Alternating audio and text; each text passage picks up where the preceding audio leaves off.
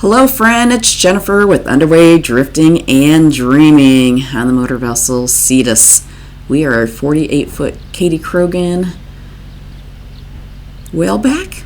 Here we are getting ready to prepare our trip through the Erie Canal. Jim will be telling you all about how we drop the mast and the process and what goes into dropping the mast. We started early in the morning. Jim set some of it up the day before. He's up there on the pilot house roof getting things ready. He's tying down a ladder and cinching that down.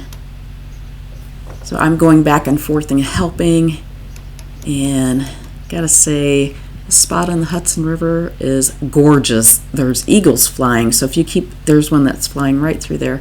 So if you watch the background, you'll see eagles, you'll see some container ships go by. I think they were actually fuel barges and tugs.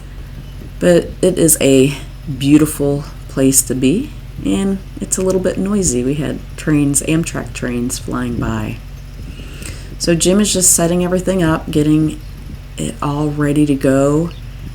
We are just to the south of Waterford, the entrance to the Erie Canal. So once we finish this, we're gonna cruise up to Waterford, tie up, and we will be on the New York Canal system. We're gonna take the the Erie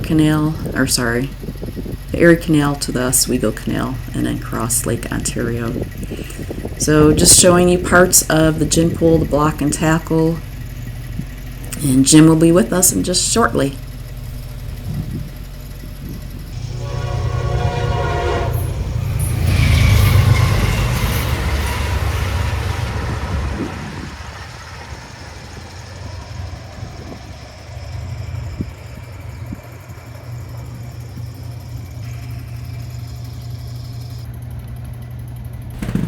Hi, this is Jim. I'm going to describe kind of our process. Our boat has a aluminum mast. It looks like a sailboat mast, but its primary use is to lower and raise our dinghy with the boom. It's an 18-foot mast, and with the boom rigged, it also supports our radar, antennas, anchor lights.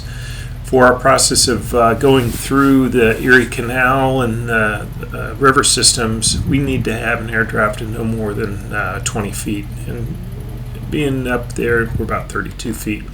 This boat, several of the other owners of this style boat have come up with a process of lowering the mast without any type of shore-based support. And so that's what we're going to do, but we were able to come across this very nice gin pole crane and use it as a backup while we're using our own process of lowering it. So it was a safety backup, and I'll kind of describe how we do that. In this picture, though, we have to remove our boom first. The boom is attached to the mast, and it has a pin. We could pull the pin on it, which I've done right there. I had to disconnect the wires for the windlass winch that is on there, and I've already pulled that. And if you can see, the top of the mast is kind of pointing up into the air. It still is attached to the top of the mast with the standing rigging. It's a stainless steel cable that supports the boom. Our boom does not go up and down. It's fixed. Some of the Katie Krogan whalebacks will have 2 winches, and they're able to raise and lower the boom. But in our case, we're only lifting one item, and we know the height of it. So they eliminated the second winch, and so the boom stays in its standard height, and we're able to use the winch that raises and lowers the dinghy, and it'll clear the handrails as we swing it over. So it just reduces that. But as you can see, I had to swing it down, and then we disconnect the stainless steel rigging on between the top of the mast and the boom. That's all called standing rigging, when wires or ropes that do not move up and down like halyards is a standing rigging. So right now we have a forward standing rigging from the mast to the forward of the pilot house. I'll disconnect that next. And then we also have 2 standing riggings on each side of the mast that support the mast left and right. We did find after we started lowering the mast that I had to disconnect 2 of those standing riggings because it got too tight. And you'll see us lower it down and have to raise it back up, and I had to disconnect 2 more of the standing riggings. But the 2 bottom ones, the longer ones, I did not have to disconnect. So we're using the gin pole, which is the crane from the marina there. It was nice because it's a DIY operation, so there was no guys standing there waiting, because we knew it would take several hours for us to do this and troubleshoot and perfect our procedure. And you can see we've already attached. We have a red double braid rope that we've on the boat used for various things, but it works out great. It's about 80 feet long. And I've got it attached to the front of the mast right there at the radar base. And then it goes forward over the cabin top to the anchor windlass that you can see Jennifer on the bow in the orange shirt. She is actually raising and lowering the mast strictly with that red rope. And if you look at that angle, we couldn't just go straight over because it would rub the top of the cabin top. So we had a 6-foot ladder. It's a foldable ladder, and using that as a fulcrum. So the angle on the red rope goes over well above the cabin top, and then it provides the angle needed to lower the mast all the way down. And so at this point, I'm using the gin pole, and you can see it's a black loop attached to the top of the mast, and that's what's supporting the lowering. But if you can see it's slack in there, and we're just using that again as a safety as Jennifer is lowering the mast with the red rope. The other rope I have in my hand is just a guide rope that's controlling the movement of the block up top so it doesn't go swinging. And then I also have a remote control. It's a corded control up and down on the boom, the gin pole winch on there that's as we're lowering. So as I'm lowering this here, this might have been the point that we saw that the standing rigging, the 2 upper ones, were not slack enough, and we weren't going to follow the mast down, so we had to disconnect those. And also in preparation for this, we built a little wooden cradle basically out of 2x4s and 2x6s that is in between the dinghy and the dock box there, and it comes up high enough with that's going to support the mast, so the mast is not laying on the dinghy. We could have put it on the dinghy, but best not cause damage to either the mast or the dinghy with that. We did move the dinghy just a little bit forward, to the port, the dinghy's forward, about 4 inches or so the mast would clear the console of the dinghy. One of our fellow boaters, different style boat, but similar setup, their dinghy was fore and aft, and they actually had to lift their dinghy, turn it sideways, and put it on fenders on the boat, so their mast would come down like ours is going to. So I thought that was kind of interesting process. Some of the whalebacks do have dinghies that go fore and aft, and I'm not sure really how they set theirs down. It may be up high enough because our base of the mast, the hinge point, it's also called a tabernacle, on the whalebacks is much higher than some of the other models. Some of the other models are down almost to the deck.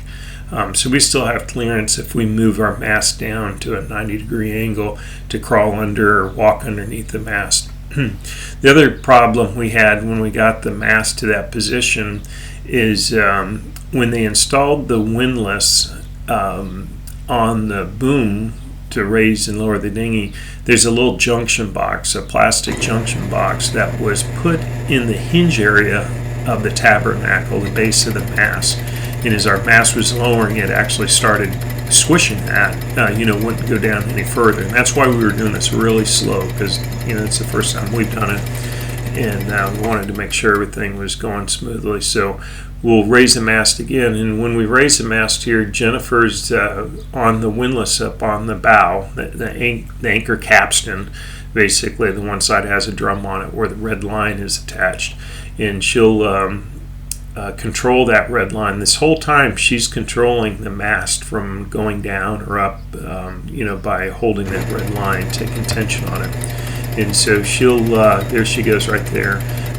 She's now rotating the capstan we have foot controls out there in a raised position. So she's pulling it up, and as you can see, there's a lot of slack in our safety gin pole.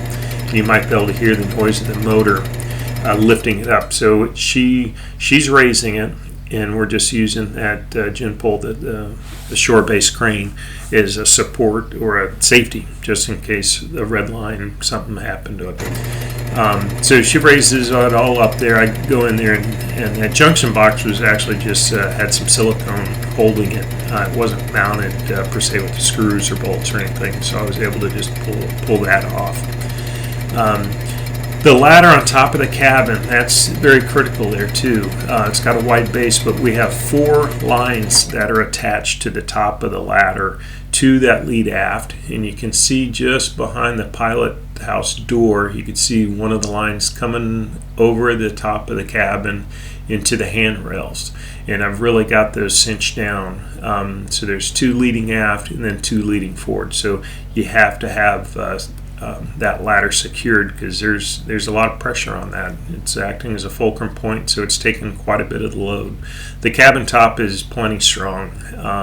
It's all supported up there, and people can walk up there, and so the base of the ladder, I wasn't too concerned about the strength of that.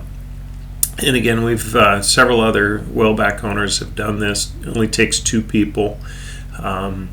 So the process of lowering this mast could take, 2 people, the way we're doing it, or shore base. The previous owner on here just hired they'd come into a place like this and hired, the yard workers to lower the mast. But that requires you going back when you're done with your voyage, just finding another yard to raise it.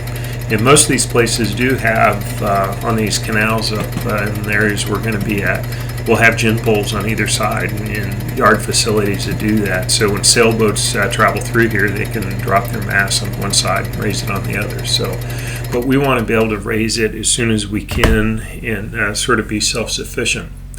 There goes an eagle flying by. We had quite a few eagles there in New York. And then the other option is have 4 or 5 guys, folks on the boat to manually lower this mast. I know some have done that, but the mast itself, I'm estimating probably 300 to 400 pounds, and it's up high. As you can see, when we finally lower it down, you'd have to have several, maybe people in the dinghy already, and 3 or 4 people on the deck. Hand over hand. So that, it could be done that way, but I think having it that just 2 of us can safely do this. And by needing to go up and down several times, we really got the feel of the control of the red rope that Jennifer has. And it doesn't take much strength to control that red line. You have to have tension on it. We've got 2 or 3 loops around the capstan that's on the windlass. And when she's lowering it right there, she's just really reducing the tension on the rope and letting it, work its way around the capstan and lowering. So here we go again. Again, you can see at the top of the mast the black rope. That's what the gin pole on the shore is, our safety. And you can see there's some slack there, which is I was trying to do. It's actually so slow that Jennifer had to keep stopping so I could catch up and put a little bit of tension on it. And so you can see how the red line is going up and over the ladder, using it as a fulcrum. And then that white line that's dangling, that's just there to control the block when it doesn't have a load on it, so it doesn't start swinging. The gin pole itself does not pivot left or right. It's a fixed one, so you can see the angle of our safety on the gin pole. It's starting to lean or point to the left, but we are in a position that it would still support and not put side loads on that gin pole. So and it was a nice slow lowering of the mast all the way down, and we would probably go a little bit quicker without that the safety, but we didn't want to go too fast, and we knew the red line, or hoping the red line was long enough. I was kind of concerned. I think about this point, it's like hopefully the she doesn't run out of red rope, but I believe we still had a good 10-15 feet left before, after it set all the way down. So there I am just checking, because that right there is probably the most strength, tension that's going to be placed on the ladder, and making sure that she had enough line to keep lowering it.